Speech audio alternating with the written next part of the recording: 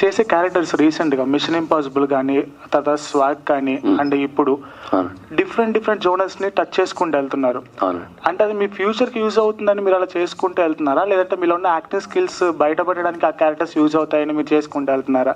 At the same time already Karthikeya already proven Salaar అట్లా చాలా పెద్ద మూవీస్తో. సో ఎట్లా అనిపించింది? సో ఫార్చునేట్లీ నాకు వచ్చిన కథలన్నీ చాలా డిఫరెంట్గా ఉండేయండి. ఈవెన్ మీరు విరూపాక్ష దాని ముందు నుండి చూసుకుంటే ఫలక్నామదాస్, సో అవి ఒక్కొక్క క్యారెక్టర్ ఒక్కొక్క డిఫరెన్స్ వచ్చింది. అండ్ నా యాక్టింగ్ స్కిల్స్ ప్రూవ్ చేసుకోవడానికి ఆ సినిమాలన్నీ యూజ్ అయ్యాయి. Very happy. Next question. It was very good అండి. అంటే మేము సలార్ చేసినప్పటి నుండే మీ ఇద్దరం ఫ్రెండ్స్, సో చాలా ఈజీ అయిపోయింది. సో సలార్ మేము కలిసి చేసాం కాబట్టి it was very easy to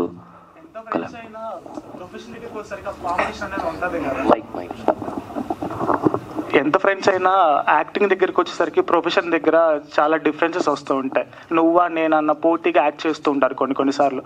so ఆ విధంగా డైరెక్టర్ గారు మిమ్మల్ని ఈ మూవీలో క్యారీ చేస్తున్నప్పుడు ఎట్లా, అండ్ ఇన్ఫ్లుయెన్స్ కూడా మీతో ఉన్నారు, సో తనతో ఎప్పుడైతే అనిపించింది? స్టీవెన్ కూడా నాకు ఒక 2 years నుండి పరిచయం, బట్ అంత క్లోజ్ కదా, ఈ సినిమాతోటే ఫ్రెండ్స్ అయ్యాం. సినిమా చేసేటప్పుడు మాకు అలాంటివి ఏమీ లేవండి. లైక్ సీన్ చెప్పడం మేము చాలా క్యాజువల్గా ఆడుకుంటూ పాడుకుంటూ చేసామండి, అంతే. నువ్వు ఎక్కువ చేసావు నేను ఎక్కువ చేసావు ఏం లేదు, స్క్రీన్ ప్రెజెన్స్ ఇంకంతే, ఎవరి ఇది. స్టీఫెన్ 1 second వీడు చెప్తాడంట మీ క్వశ్చన్కి. యాక్చువల్లీ ఇందాక అదే నువ్వు ఎక్కువ నేను ఎక్కువ అన్నదానికి ఒక చిన్న ఎగ్జాంపుల్ అంటే మేము సలార్ చేసేటప్పుడు కూడా మేము ఎలా చేసామంటే, ఇప్పుడు ఈ పర్టికులర్ సీన్ ఉందిరా, దీన్ని ఎంత ఫాస్ట్గా అయితే ఎంత బ్యూటిఫుల్గా అయితే అంత బ్యూటిఫుల్గా రావాలని ఆ స్పోర్టివ్ కాంపిటీషన్ ఉంటుంది కానీ ఈడుకు చేస్తున్నాడు అన్నట్టు అలా ఉండదు. స్టీఫెన్, ఇన్స్టాగ్రామ్ రీల్స్లో మీకు చాలా బజ్ ఉంటుంది. సో చాలా లాట్ ఆఫ్ ఫ్యాన్స్, లేడీస్ కూడా, అమ్మాయిలు కూడా మీకు ఫ్యాన్స్ ఉన్నారు. సో ఈ మూవీకి మీకు ఎలా రోల్ వచ్చింది, ఎలా ప్రిపేర్ అయ్యారు మీకు ఈ రోల్కి?